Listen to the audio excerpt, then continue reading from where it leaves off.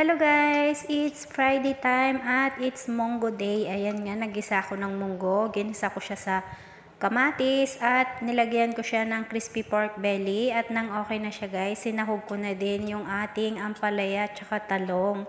Ito yung gulay guys na nilagay ko para masarap din ang ating munggo kahit walang dahon ng malunggay or dahon ng ampalaya.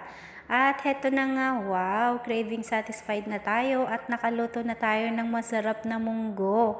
Kaya try nyo this recipe guys, siguradong magugustuhan nyo. At matatakam kayo dito sa luto kong munggo. Thank you for watching guys at happy weekend at enjoy your meal.